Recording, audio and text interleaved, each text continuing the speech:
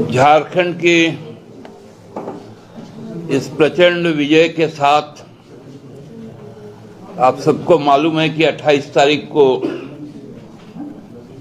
श्री हेमंत सोरेन जी के नेतृत्व में नई सरकार का गठन किया जाएगा और ठीक उसके बाद से ही झारखंड के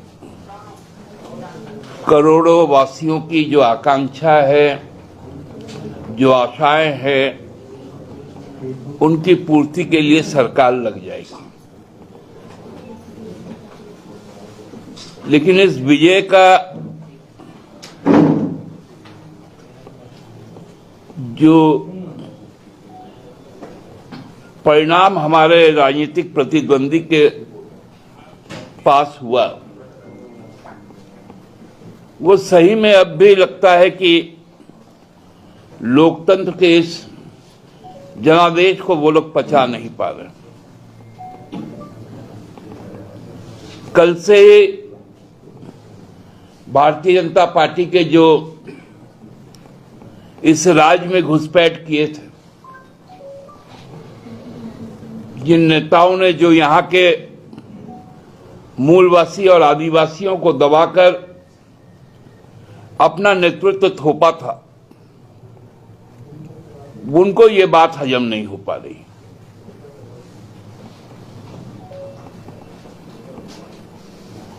शुरू से हम अंत तक हम लोग कहते आए हैं, यहां हम लोग आपस में सौहार्दपूर्ण तरीके से चुनाव लड़ते हैं। चुनाव में मुद्दों की बात होती है, लेकिन जो घृणा की भाषा आज भी उनके मुंह से यलगार बन के निकल रही है, वो अत्यंत ही चिंताजनक है। अब यहां पर विधायक दल का भाजपा का बैठक भी होगा, उसके नेता भी चुने जाएंगे।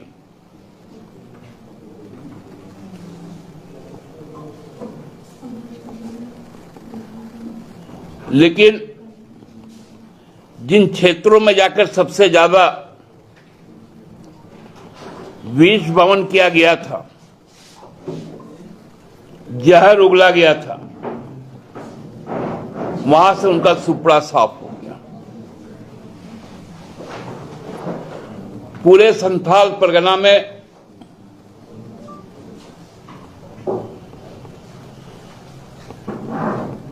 केवल रुदाली के लिए एक सीट मिला 18 में से।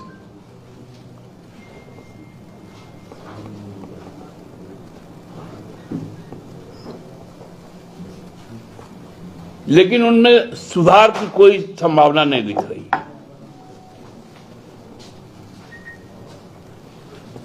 जो व्यक्ति जब से विधायक बना था राजमहल से, वो अपने सरकार में रहते हुए भी इस बात को उठाता था, लेकिन सरकार उनकी भी जानती थी कि यहां कोई घुसपैठ नहीं है। लेकिन उसके जिद के कारण इस बार उनका केंद्रीय नेतृत्व इस प्रकार की बातें करने लगा।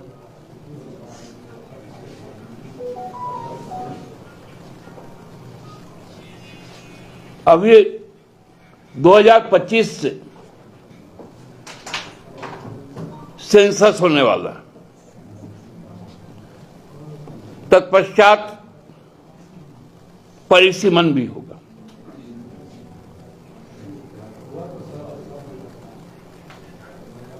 हम लोगों ने इसके पूर्व भी 2012 में जब डिलिमिटेशन कमीशन यहां पर आई थी, उस वक्त भी जिस बात का हम लोगों ने आशंका व्यक्त किया था, आज भी उस बात की आशंका हम लोग व्यक्त करते हैं कि एक बड़ा सोचा समझा प्रयास होगा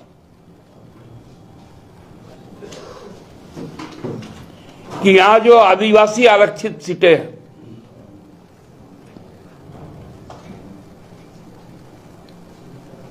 जो यहां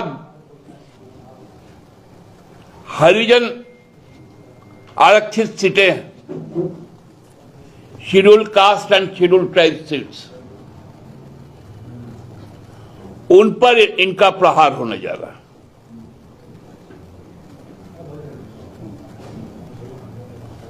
क्योंकि इन इलाकों के लोग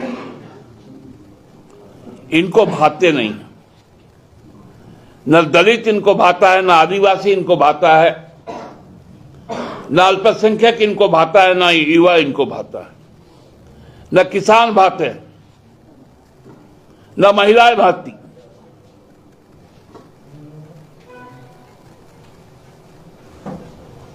मैं प्रोसेस शुरू नहीं हुआ, लेकिन आज से संसद का सत्र शुरू हुआ और ये बातें आएंगी।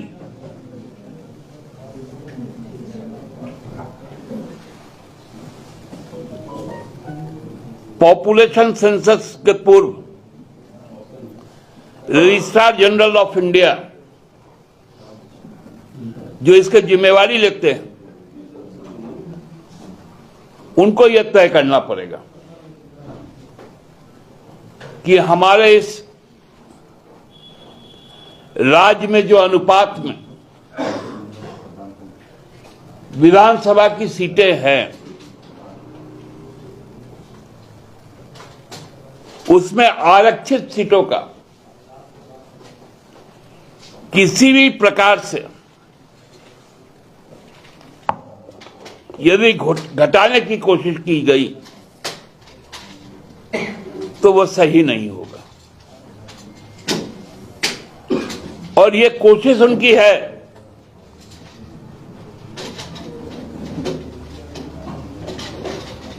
क्योंकि हम लोगों ने जब जब जो आशंकाएं व्यक्त की है,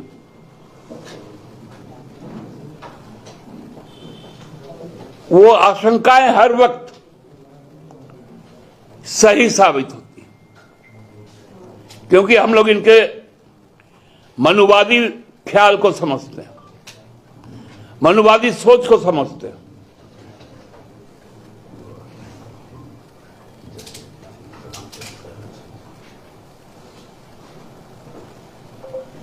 इनका पूरा प्रहार आप देखेंगे कि फिर से शुरू होगा।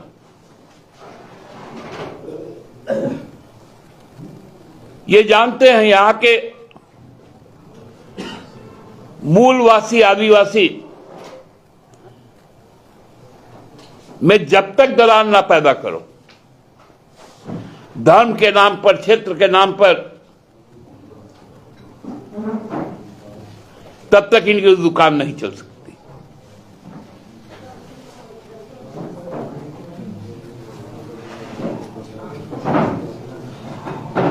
ये गंभीर विषय है क्योंकि संसद का सत्र आज से शुरू है, इसलिए इस आशंका से के साथ आप लोग के माध्यम से मैं व्यक्त करना चाहता था। आप सबको पुनः इस विजय के लिए, हेमंत सोरेन जी पर लोगों के आस्था व्यक्त करने के लिए हमारे सभी 56 जो नवनिर्वाचित जनप्रतिनिधि है, उन पर विश्वास व्यक्त करने के लिए बहुत बहुत आभार। और मैं तो जो 21 लोग हमारे विपक्ष में बैठेंगे, उन पर भी लोगों ने आस्था व्यक्त की, उनका भी दायित्व है सकारात्मक विपक्ष का भूमिका निभाए, जो लंबित हमारी प्रस्तावे पास है और राज्यपाल के पास लंबित है, उनको केंद्र तक पहुंचाने में सकारात्मक भूमिका निभाएं।